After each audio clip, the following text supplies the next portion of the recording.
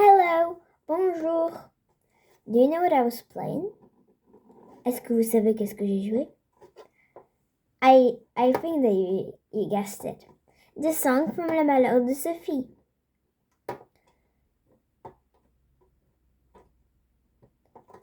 Je crois que vous le savez. C'est une chanson de le film Le Malheur de Sophie. And now you'll sing it by yourself. Et maintenant, vous le chanterez tout seul. If you don't know the words, you should check my previous video.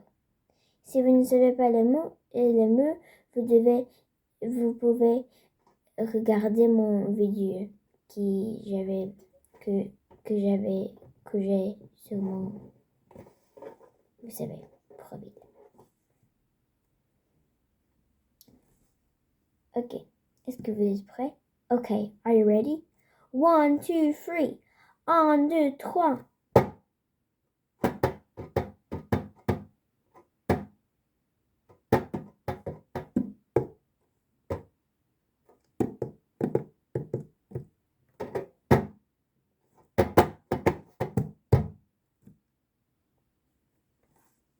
Okay, and now I'll show you who will be helping us with the story.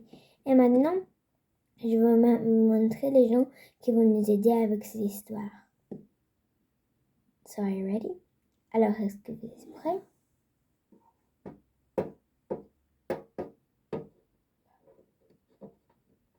Ça, c'est Sophie. This is Sophie.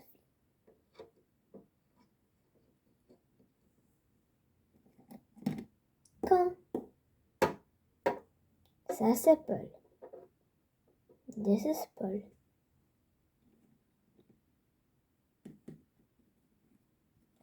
Malheur, les malheurs tombent. Faire. Ça, c'est Madeleine.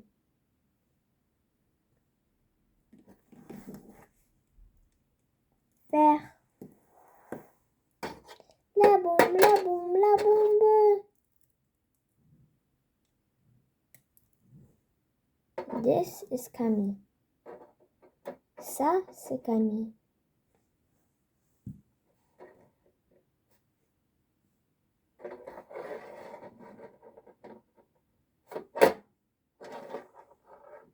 Sorry. Pardon.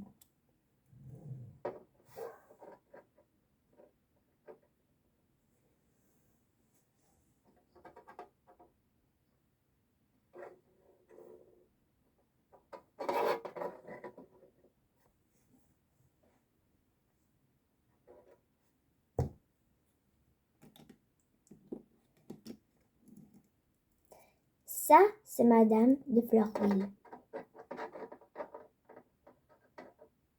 This is Madame de Fleurville.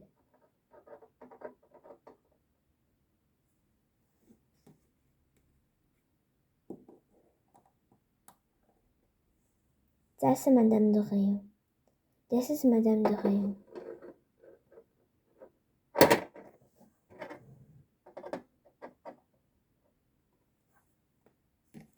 Ça, c'est la bonne de Sophie. This is Sophie's maid.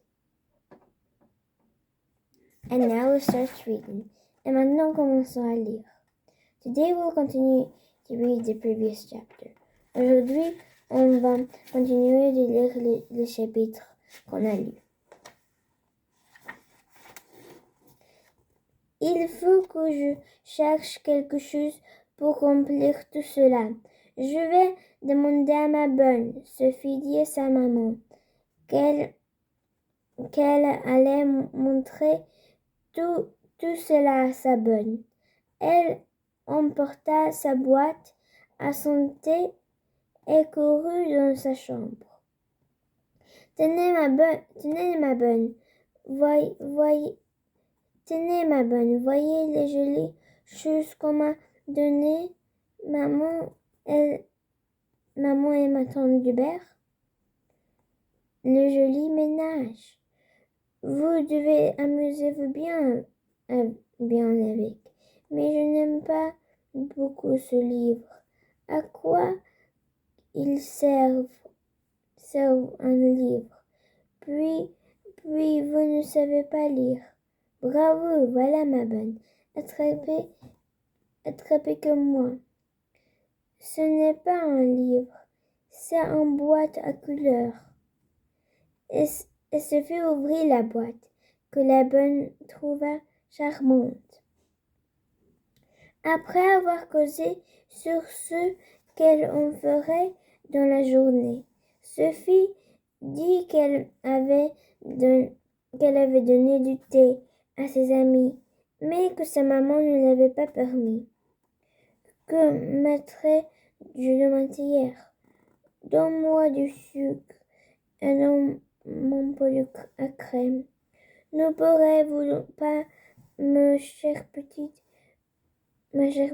bonne, m'aider un peu et donner quelque chose que je puis faire manger à mes amis? Non, ça, ma pauvre, répondit la bonne, c'est impossible. Savez-vous que votre maman m'a dit qu'elle me renvoierait si je vous donnais quelque chose à manger quand elle l'avait défendu? Sophie soupira et resta pensive. Était un petit à son visage séculier. Elle avait une idée.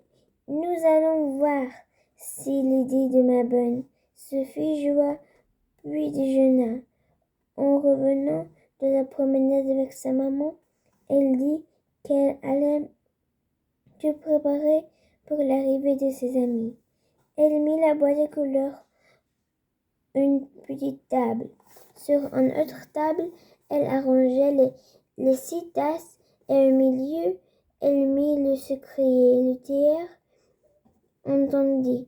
Elle prenait de l'eau dans l'assiette où on a mis mettait pour le chien de sa maman et elle versa cette eau dans la tierre. Là, voilà le thé, dit-elle d'un air enchanté, à promener de faire de la crème qu'elle prenait en riz. Elle roncala un peu avec son petit couteau, le versa dans le pot et crème et qu'elle remplit de l'eau du chien, mêla bien avec le petit cuillère et quand l'eau fut bien blanchie, elle remplaça le bois sur la table. Il ne lui ressemblait pas que le sucrier a rempli. Elle remplit la craie et rentrait, en cassa des petits morceaux avec son couteau et remplit le sucrier qu'elle posa sur le tombe et regarda tout d'un air enchanté. Là, dit-elle, en voyant les mains, voilà un surpris de j'espère je l'ai pris. Je paierai que Paul, mais aucun de mes amis n'auront eu une si bonne invitation. Sophie entendait ses amis encore une demi-heure, mais elle ne s'ennuya pas. Elle était si contente de son thé qu'elle ne voulait pas s'en égoïr, qu'elle se promenait autour de la table, le regarda d'un air joyeux, souffrant les mains remplies. Dieu que j'ai l'esprit, j'ai l'esprit. Enfin, Paul et mes amis arriveront. Sophie courut devant d'eux, leur ressembla, elle emmena bien vite dans le petit salon pour leur montrer ces bonnes choses. La boîte de couleurs la rattrapa d'abord, comme elle avait attrapé Sophie et sa bonne. Il trouvait le charmant, et voilà, tout de suite, commençait le repas. Mais Sophie leur demanda d'entrer jusqu'à 3 heures. Il se mit donc à peindre les images du petit livre, chaque avec soin, qu'on fut amusé avec la boîte à couleurs qu'on eut rangée soigneusement. À penser, s'écria Paul, présentant le thé. Oui, Oui, présentons le thé, répondit les filles. Voyons, Sophie, fais-le honneur. Asseyez-vous tout autour de la table. Là, c'est bien. Donnez-moi vos tasses que je mette du sucre. À présent le thé, puis la crème. Bienvenue. Buvez maintenant. C'est nul ce que ne font pas. Mais bien il fondra. Mais ton thé est froid. C'est parce qu'il est fait depuis longtemps. Ah, quelle horreur! Que c'est? Que c'est? Ce n'est pas du thé, cela. C'est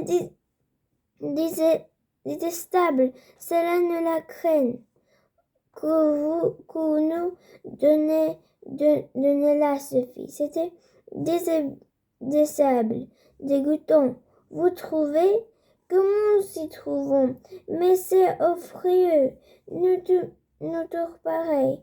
Demeurons que nous faisons avec les deux espaces de stabilité. Vous êtes tout si difficile que rien ne vous semble bon. Avoue, Sophie, que sans rendre difficile, on peut trouver ton thé très mauvais. Devant un mois, je n'aimais pas goûter à quelque chose de mauvais. Avalez donc, avalez, tu verras si nous sommes difficiles.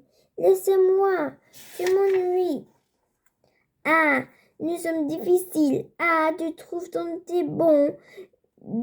Bois-le donc. Ainsi ta crème. Et Paul, sans cesse, Sophie lui versa le thé dans la bouche.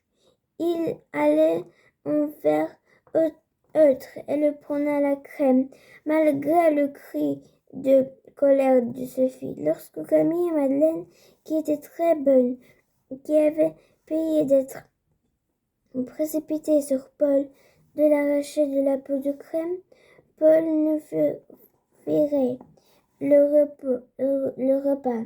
Sophie en profita des gars surtombés et dessus à coups de poing. Camille et Madeleine tâcheront et rendit. Sophie plus hurla et crâne de Camille et Madeleine, et se voyant surtout en train à assurer les mains et accueillir l'envoyeur. À l'espace, les enfants se tenaient sur les mobiles. Que passe-t-il donc? Demande Madame de Rayon. D'un air indiqué et sévère, personne ne la répondit. Camille explique-nous le sujet de cette bataille. Maman, Madeleine et moi, nous ne battions pas avec personne. Comment vous ne battiez pas? Toi, tu tenais la bras de Sophie et Madeleine tenait du Paul par la jambe. C'était pour l'empêcher de jouer trop fort. Avait un demi-souris. Jouer. Tu appelles cela jouer?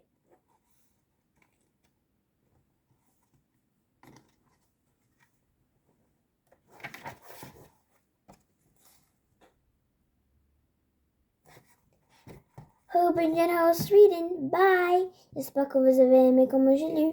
Au revoir.